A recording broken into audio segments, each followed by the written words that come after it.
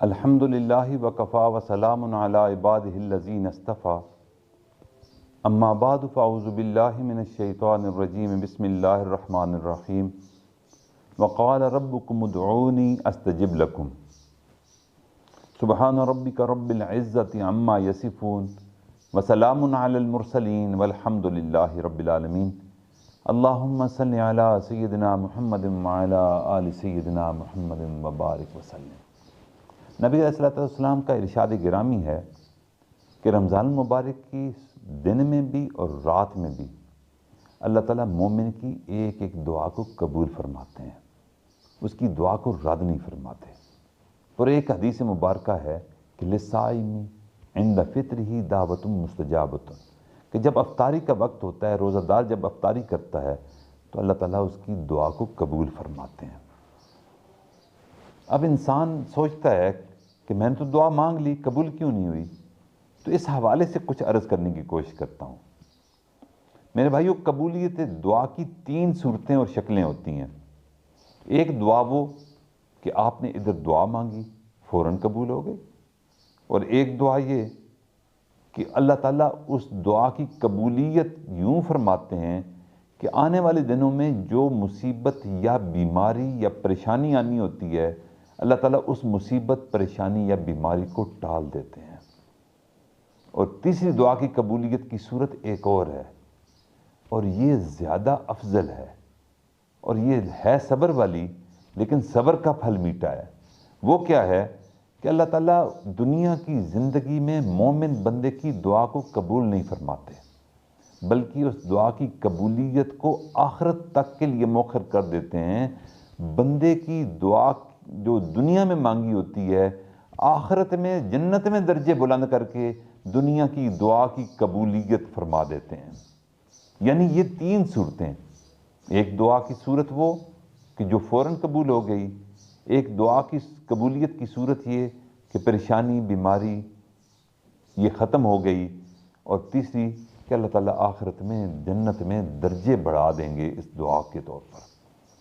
اس لیے میرے بھائیوں، ہمیں بے صبری کا مظاہرہ نہیں کرنا چاہیے، اور منہ سے کلمات کفر نہیں نکالنے چاہیے۔ اب کلمات کفر کیا ہوتے ہیں؟ ہم نے اکثر سنا کہ جی دعائیں مانگ مانگ کر ہم تھک گئے، یہ کلمہ کفر ہے، یہ ہم نے نہیں ادا کرنا۔ پھر کلمہ کفر کیا ہے کہ جی ہماری تو کوئی سنتا ہی کوئی نہیں، دن میں 5 وقت دعائیں مانگتے ہیں، رات کو تراویح میں بھی دعائیں مانگ رہے ہیں، ہماری تو اللہ سنتا ہی کوئی نہیں۔ میرے بھائیوں، یہ باتیں اللہ تعالیٰ کو غضب دلانے والی ہیں، یہ اللہ تعالیٰ کی شان کے خلاف ہیں۔ ایک حدیث مبارکہ ہے کہ جو بندہ بے صبری کا مظاہرہ کرتا ہے، آقا فرماتے ہیں جب بندہ کہتا ہے کہ اللہ میری سنتا ہی نہیں، تو دعا کرنے والے کی دعا کو پرانے کپڑے کی طرح اللہ تعالیٰ اس کے منہ پر دے مارتے ہیں۔ حالانکہ اللہ تعالیٰ نے فرما دیا وقال ربکم ادعونی استجب لکم، مجھے پکارو، استجب لکم، میں تمہاری پکار کو پورا کروں گا۔ اب دیکھیں، وہ کریم رب ہے، وہ رحیم رب ہے، وہ سمیع رب ہے، اور وہ دعاؤں کو قبول کرنے والا رب ہے۔ اس رب نے تو شیطان کی دعا کو بھی قبول کر لیا۔ شیطان نے جب حضرت آدم علیہ السلام کو سجدہ کرنے سے انکار کر دیا تو اللہ تعالیٰ نے اس کو راندے درگاہ کر دیا۔ جب راندے درگاہ ہو گیا تو اللہ تعالیٰ سے اس نے دعا مانگی، رب انظرنی الی یوم یبعثون، کہ مجھے جب مردوں کو دوبارہ کھڑا کیا جائے گا اس وقت تک مجھے مہلت دے دیجئے، انک من المنظرین۔ تو اللہ تعالیٰ نے پھر اس کو مہلت دے دی۔ جب اللہ تعالیٰ شیطان کی مانگی ہوئی دعاؤں کو رد نہیں کرتا تو آپ خود سوچیں کہ اپنے محبوب صلی اللہ علیہ وسلم کی امت کی دعاؤں کو کیسے رد فرمائیں گے۔ اب قبولیت دعا کی شکل اللہ بہتر جانتے ہیں۔ بعض کے ہاں صرف پیسے کی زیادتی قبولیت دعا ہوتی ہے، دنیا میں معاش اچھا ہو، کاروبار اچھا ہو، کارخانے ملے ہوں، دکانیں ہوں، پلازے ہوں، اس حالت کو ہی وہ قبولیت دعا سمجھتے ہیں کہ ہمارے پاس رزق وافر ہو۔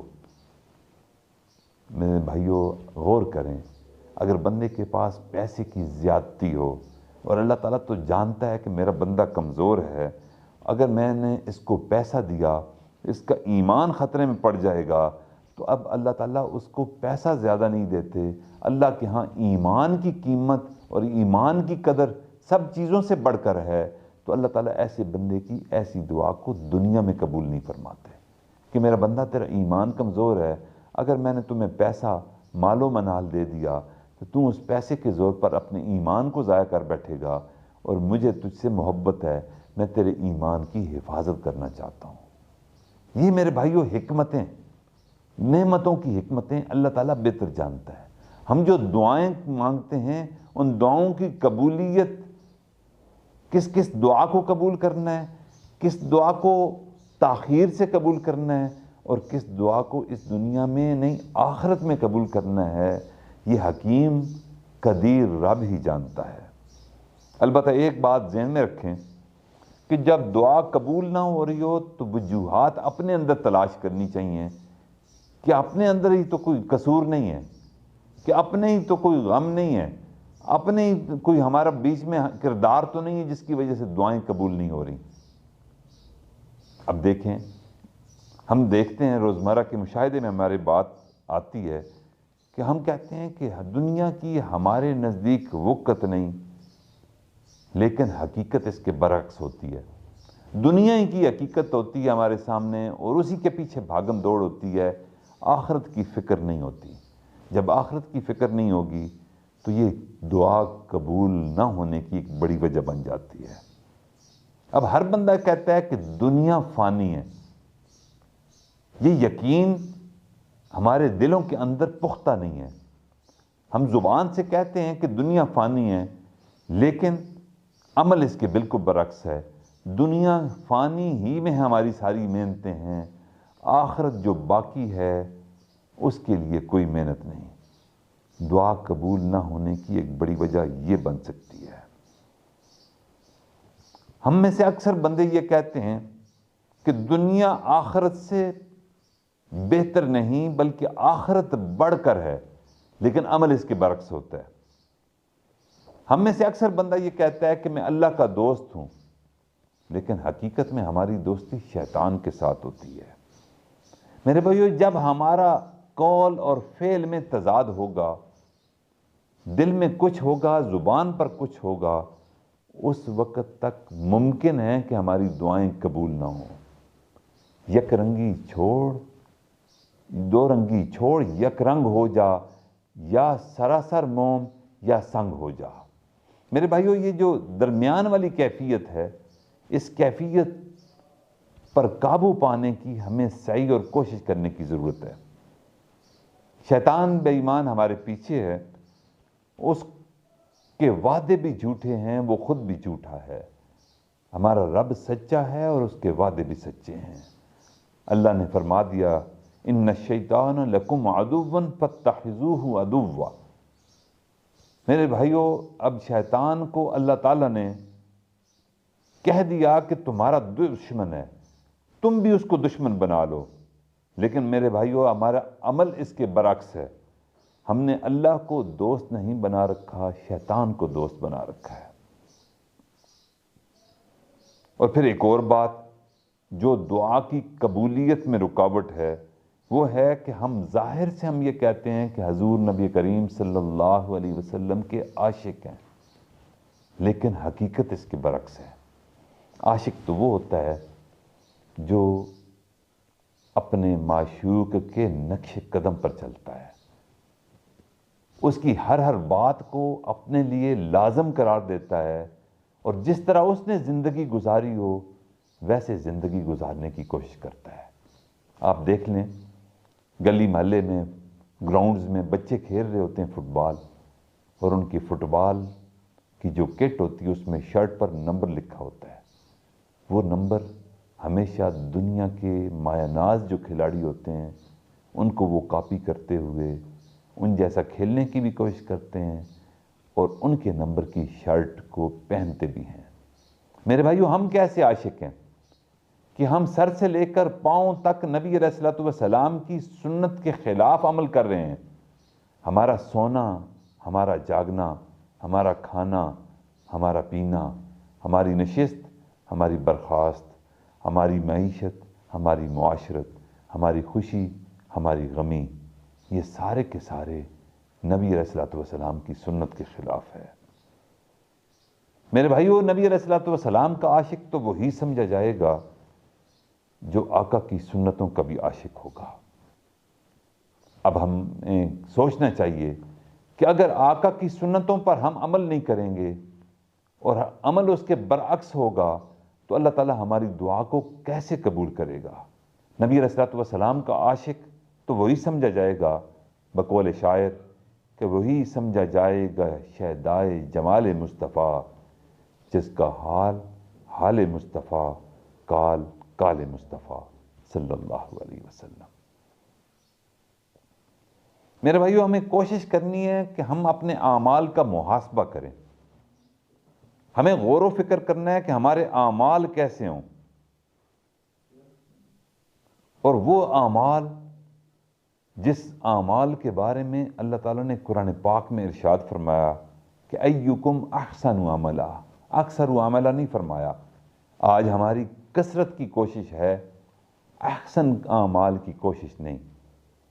نماز نوافل پہ نوافل پڑھتے جا رہے ہیں، لیکن بے حضور نماز ہوتی ہے، بے سرور سجدے ہوتے ہیں۔ میرے بھائیوں، جب تک ہم اس کی کوالٹی پر دھیان نہیں دیں گے، کثرت ہمارے کسی شاید کام نہ آ سکے۔ ایکم احسن عملا، اللہ تعالیٰ نے ہمیں بھیجا ہے آزمانے کے لیے کہ تم میں سے سب سے بہترین اور اچھا عمل کون سے کرتا ہے۔ اور اللہ تعالیٰ نے قرآن پاک میں بھی ارشاد ایک اور جگہ فرما دیا کہ صبغۃ اللہ ومن احسن من اللہ صبغہ، اللہ کا رنگ اور اللہ کے رنگ سے بہتر کون سا رنگ ہے؟ اللہ کا رنگ کیا ہے کہ ہم اپنے ظاہر کی بجائے باطن کو سنواریے، باطن کو سنوارنے کی محنت کرنے کی کوشش کریں کہ ظاہر کے چہرے کو تو مخلوق نے دیکھنا ہے، جو باطن کا چہرہ ہے اس کو خالق نے دیکھنا ہے۔ اس لیے نبی علیہ الصلوۃ والسلام کی حدیث مبارکہ ہے کہ انما الاعمال بالنیات، کہ تمہارے اعمال کا دار و مدار تمہاری نیتوں پر ہے، اور نیتوں کا مرکز میرے بھائیوں دل ہوا کرتا ہے۔ دل ہی فیصلہ کرتا ہے منافقت کا، دل ہی فیصلہ کرتا ہے ایمان کی حلاوت کا۔ ہم اپنے ظاہر کی بجائے جب باطن کو سنوارنے کی کوشش کریں گے تو اللہ تعالیٰ پھر ہمارے اعمال کو بھی قبول کرے گا اور ہماری دعا کو بھی قبول کرے گا۔ چنانچہ ارشاد فرمایا کہ جو بندہ بھی وَذَرُوا ظَاهِرَ الْإِثْمِ وَبَاطِنَا، کہ ظاہر کے گناہوں کو بھی چھوڑو، باطن کے گناہوں کو بھی چھوڑ دو، بچ جاؤ ان سے۔ ظاہر کے گناہ کیا ہیں؟ وہ بھی میرے بھائیو ہمارے سامنے ہیں۔ جو باطن کے گناہ ہیں وہ بھی ہمارے سامنے ہیں۔ ہم ظاہر کے گناہوں کو تو چھوڑنے کی کوشش کرتے ہیں، لیکن باطن کے گناہوں کو چھوڑنے کی کوشش نہیں کرتے۔ جب تک باطن کے گناہوں کو ہم چھوڑیں گے نہیں، اس وقت تک قبولیت دعا مشکوک ہی رہے گی۔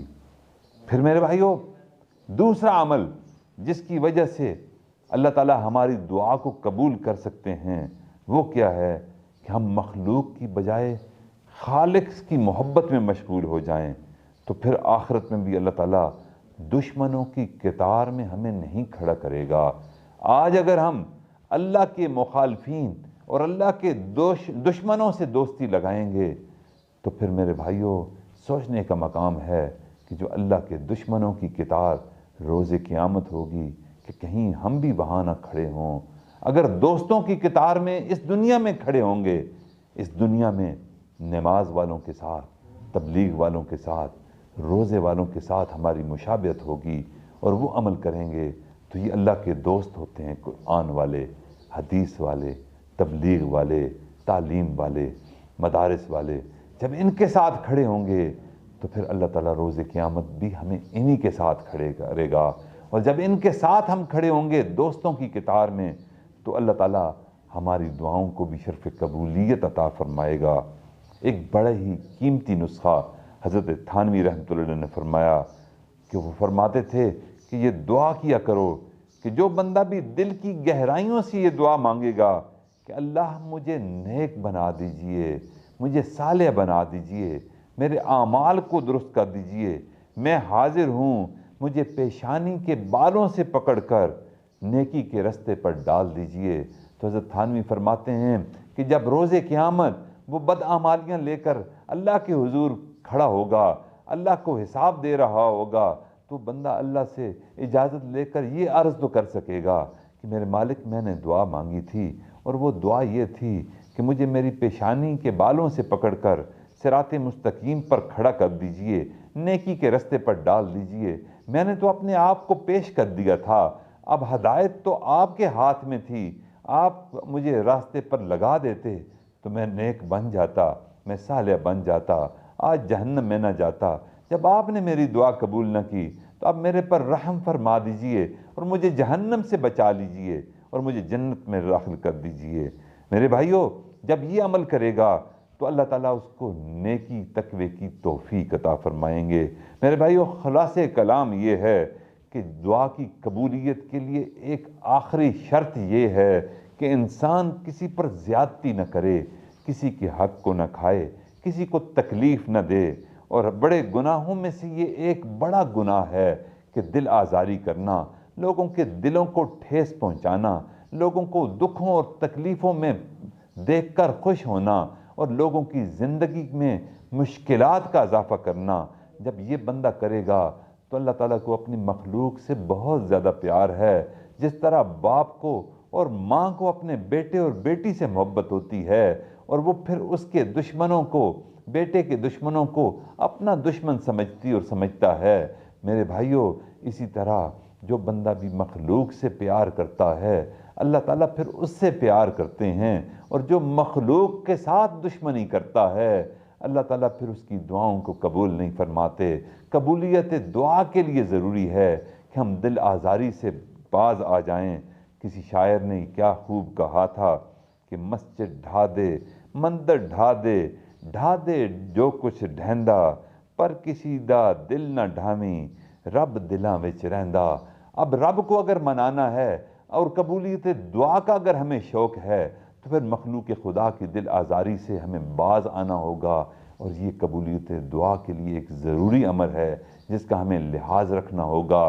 اللہ سے دعا ہے کہ اللہ تعالیٰ رمضان المبارک میں ہمیں اپنی زندگی کو تبدیل کرنے کی توفیق عطا فرمائے، ظاہر کے ساتھ ساتھ حقیقت میں ہمیں باطن کی اصلاح کی توفیق عطا فرمائے، مخلوق خدا کے حقوق کو ادا کرنے والا بنائے، اور کسی کے حقوق پر ڈاکہ ڈالنے سے اللہ ہمیں محفوظ فرمائے۔